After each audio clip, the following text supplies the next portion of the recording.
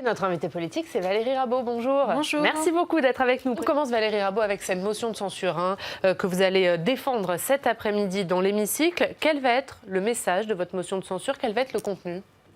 Je vais rappeler au Premier ministre que c'est une première, cette motion de censure, pour une double première. D'abord parce que c'est la première fois sur l'histoire de la Ve République qu'un gouvernement déclenche un 49-3 alors qu'il a la majorité et qu'il n'a pas de problème de majorité. S'il le fait, c'est pour faire taire l'opposition. Et ça, c'est très grave. Et la seconde première, c'est que ce sujet, le 49.3, porte sur les retraites. C'est un sujet qui concerne tous les Français. Alors, vous allez me dire, oui, mais par exemple, la réforme du travail, ça concernait aussi tous les Français. Pas tout à fait, parce que le sujet de la réforme du travail en 2016, c'était plus sur les prud'hommes. Et tous les Français ne vont pas devant les prud'hommes, que je sache. En revanche, tous les Français ont ou auront une retraite. Eh bien, cette double première est inacceptable d'un point de vue démocratique et d'un point de vue aussi de ce que représente la retraite pour chacune et chacun. Mais le côté, les manœuvres dilatoires, la multiplication des amendements, etc., ça, vous l'entendez aussi ou vous pensez que le gouvernement aurait dû passer outre, aller jusqu'au bout, prendre des mois? Je suis je suis un peu peinée de voir que le gouvernement a fait un conseil des ministres sur le coronavirus pour en fait se faire délivrer l'habilitation à pouvoir déclencher un 49.3. Qu'il y ait une urgence sanitaire à gérer, je l'entends parfaitement. Et le gouvernement avait la possibilité de dire « je reporte le débat sur les retraites ». C'eût été plus démocratique, plus respectueux du Parlement. Il a choisi de passer en force et de dégainer le 49.3. Moi, je trouve que c'est inacceptable. Donc, ce que vous auriez souhaité, une pause, le temps des municipales et le temps de gérer la crise du coronavirus, et on entend le débat plus tard. Qu'il faut que le gouvernement j'entends bien que le gouvernement est plus utile à gérer la crise du coronavirus qu'être dans l'hémicycle. Tout ça, je l'entends. Mais il avait la possibilité de reporter le débat. Et puis, sur la méthode que vous citez, pendant 2 ans, il a préparé cette réforme. Ne venez pas m'expliquer qu'il n'avait pas le temps de regarder le calendrier. Parce que s'il avait regardé le calendrier, il lui suffisait de déposer son texte 6 semaines avant l'examen à l'Assemblée nationale.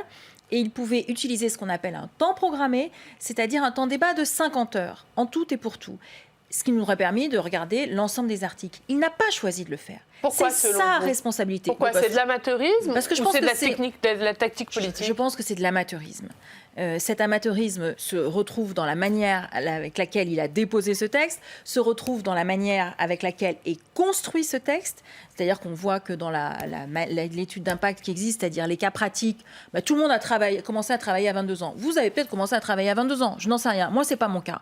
Donc, je fais pas partie de ces Français qui sont les cas types, qui seraient l'alpha et l'oméga de cette réforme. Donc, oui, c'est de l'amateurisme.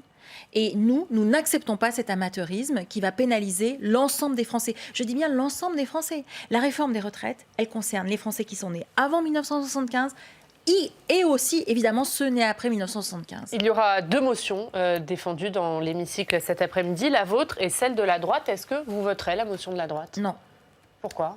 Parce que celle de la droite demande que l'âge légal de départ à la retraite soit allongé. Moi, je ne suis pas d'accord avec ça, je ne la voterai pas. La gestion du coronavirus, est-ce que là, sur ce plan-là, est-ce que le gouvernement s'y prend bien? Ce qui est sûr, c'est que il a un message, je trouve que les conférences chaque jour sont bienvenues. Est-ce qu'il va avoir une gestion qui va devoir s'accélérer en interdisant les rassemblements, peut-être les réunions publiques pour les candidats aux municipales? Moi, je n'ai pas assez d'éléments pour vous répondre là, à ce stade. Mais ce qui est sûr, c'est que tout le monde se sent prêt à voir s'il y a des évolutions qui vont se produire. Oui. Alors, est-ce que pour l'instant, pour répondre à votre question, il s'y prend bien? Je trouve qu'il s'y prend plutôt bien. Évidemment, à suivre sur la gestion des hôpitaux, puisque beaucoup d'efforts reposent sur les hôpitaux. On a vu qu'il y avait une crise de la gestion de des hôpitaux qui n'a pas été résolue avant l'arrivée du coronavirus. Moi, je souhaiterais que le gouvernement puisse débloquer rapidement des moyens. Deuxième sujet sur la recherche d'un vaccin ou de médicaments qui permettraient de circonscrire cette épidémie. Je souhaiterais que le gouvernement puisse débloquer rapidement des moyens, dire s'il faut mettre plus d'argent tout de suite, il faut qu'il le fasse tout de suite et il ne faut pas attendre 6 mois.